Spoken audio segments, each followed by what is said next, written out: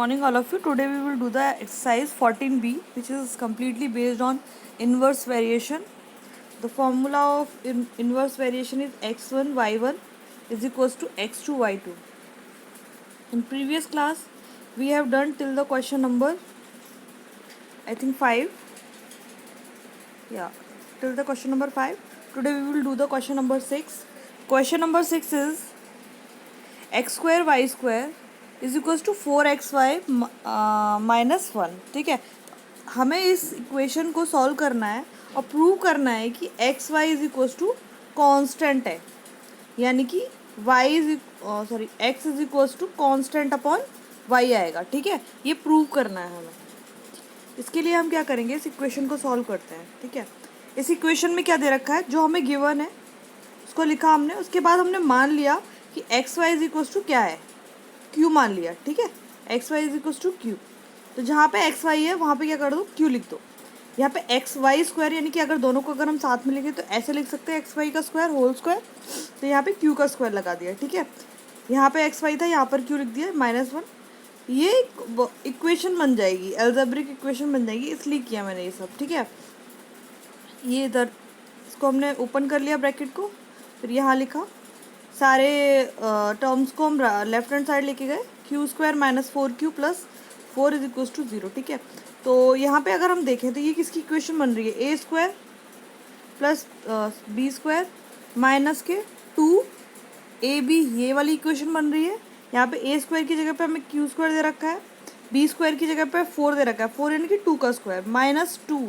ए की वैल्यू वही Q, B की वैल्यू क्या है, वो भी 2 है. ठीक है, तो 2 2 4 हो जाएगा. 4q ये रहा माइनस के 4 ये रहा. ठीक है, ये वाला, और ये क्यू स्क्वायर हमारे ऑलरेडी है. ठीक है, तो यानी कि q -2 का स्क्वायर बनेगा बेटा. ये 2 है, यहाँ पे 4 नहीं आएगा, यहाँ पे 2 आएगा. ठीक है, तो ये q -2 आएगा. ठीक है, q -2 नीचे देखो, यहाँ पे जहाँ 4 लिखा हुआ है ना वहाँ 2 कर लीजिएगा सब सारी जगह पर. ठीक है, 2 आएगा. ये कांस्टेंट, ये तो कोई ज़्यादा फर्क नहीं पड़ेगा. यहाँ पे हमने क्या किया, क्यू की जगह पे वही जो हमने पहले लेट किया था, अब हमने वो वाली वैल्यू पुट कर दी है. ठीक है, वैल्यू पुट की तो क्यू की जगह पे एक्स वाई लिख देंगे. यहाँ पे एक्स वाई लिख दिया हमने, X Y is equals to -2. ठीक है, इज इक्वल्स टू 0.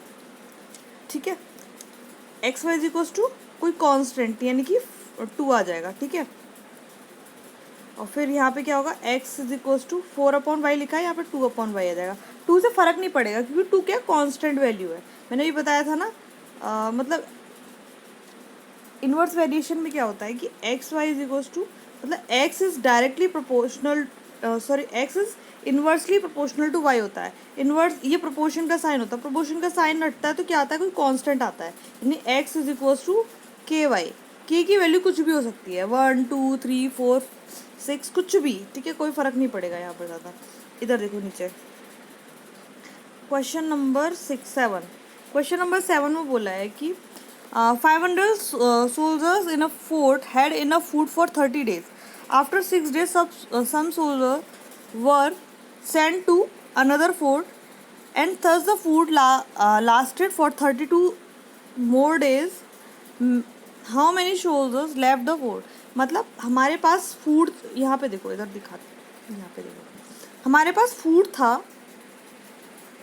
ये सोल्जर्स वाली लाइन है और ये डेज वाली. ठीक है, हमारे पास 500 सोल्जर्स के लिए फूड था 30 डेज के लिए. ठीक है, कोई दिक्कत नहीं है ना. अब क्या की इनिशियल कंडीशन है. अब क्या हुआ, जो कंडीशन थी वही चल रही है कि 500 सोल्जर 6 डेज तक तो वैसे ही खाना खाते हैं, पूरे 500 रहते हैं, कोई कम नहीं होता, कोई ज़्यादा नहीं होता. ठीक है, लेकिन 6 दिन बाद क्या होता है, कुछ सोल्जर्स वहाँ से चले जाते हैं. ठीक है, कुछ सोल्जर्स चले गए, यानी 500 में से कुछ चले गए. मान लिया कि पी चले गए, -p कर दिया, 500 -p. ठीक है, p मतलब नंबर ऑफ कोई होगा, हमें पता नहीं है, वो अननोन नंबर है. और ये खाना कितने दिन तक चलता है, अब 32 डेज तक. चलना कितने दिन और चाहिए था, 24 डेज चलना चाहिए था इस हिसाब से, तो है ना. लेकिन कुछ सोल्जर्स वहाँ से चले गए तो वो कितने दिन चला, 32 डेज और चला. यानी इनिशियल कंडीशन में 30 डेज है, और बाद में देखिए तो ये दोनों मिला के कितना डेज हो रहा है, कितना हो रहा है, 38. ठीक है, तो अब क्या करेंगे, ये दोनों फाइनल कंडीशन है और ये वाली हमारी इनिशियल कंडीशन है, ठीक है। तो इस वाले को हम लेफ्ट साइड रखेंगे, ये लेफ्ट साइड आएगा और ये पूरा राइट साइड आएगा, ठीक है। इधर देखो 500 इंटू 30 ये हमने लिख दिया था, इक्वल लगाया। अब ये क्या है, बाद वाली कंडीशन, ठीक है। ये 500 इंटू 6 कर दिया क्योंकि 500 पीपल्स ने कितने दिन खाना खाया, 6 दिन, प्लस उसके बाद क्या हुआ, कुछ चले गए तो 500 माइनस पी, जो बचे हुए रिमेनिंग, उन्होंने कितने दिन खाना खाया, 32 डेज। कितने दिन, 32 डेज, ठीक है। तो यहाँ पे 32 का मल्टीप्लाई कर दिया। अब इनका मल्टीप्लाई किया तो कितना आया, 15,000। इन दोनों का मल्टीप्लाई किया तो 3,000। इसको सॉल्व किया तो 500 इंटू 32 माइनस 32 पी, इसका मल्टीप्लिकेशन इससे होगा, ठीक है। हमने इस इक्वेशन को सॉल्व किया तो पी की वैल्यू कितनी आई, 125, यानी कि 125 सोल्जर्स क्या थे, वहाँ से चले गए थे, इसलिए ये खाना 6 दिन के बाद भी 32 डेज और चला, ठीक है। तो ये था आपका क्वेश्चन नंबर 8, 9, 10 सभी में मैंने इक्वेशन लिख दी है, देखो यार। Zaheer Khan runs at a speed of 35 kilometre per hour, completes a race in 60 seconds, ठीक है। If Harbhajan speed is 32 kilometre per hour, in how much time he complete the race, ठीक है। जहीर खान की स्पीड 35 किलोमीटर है और वो कितने मिनट में कंप्लीट कर रहा है, 16 मिनट में। और हरभजन सिंह की स्पीड कितनी है, 32, और वो कितने मिनट में कंप्लीट करेगा, मालूम नहीं। यही इक्वेशन बनानी है यहाँ पर, ठीक है। यहाँ पे x हो जाएगा, ये y हो जाएगा, यहाँ पे ये लिखा हुआ मैंने, ठीक है। इसको सॉल्व कर लेना आप लोग, ये चीज़ पूरी मैंने यहाँ पे मेंशन की है, अब सॉल्व कर लेना है इसको, ठीक है।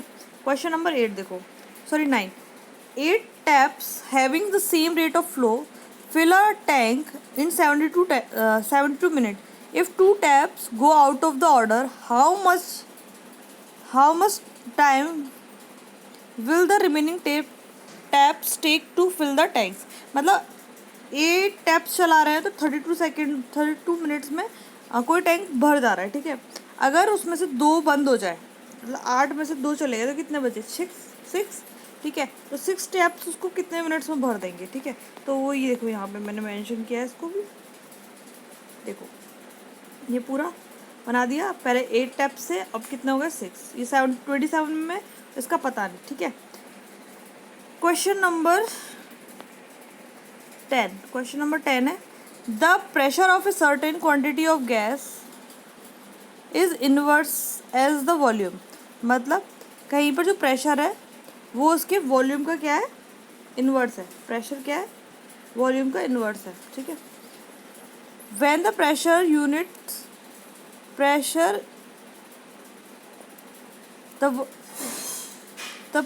Is 30 unit, the volume is 76 unit, मतलब प्रेशर अगर 30 यूनिट है तो वॉल्यूम कितना है, 76 यूनिट है।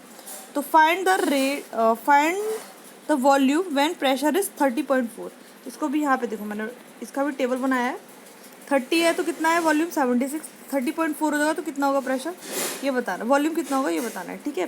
तो ये आप सॉल्व कर लीजिएगा सारे क्वेश्चन, मैंने यहाँ पे सारी टेबल्स बना दी हैं। Thank you students.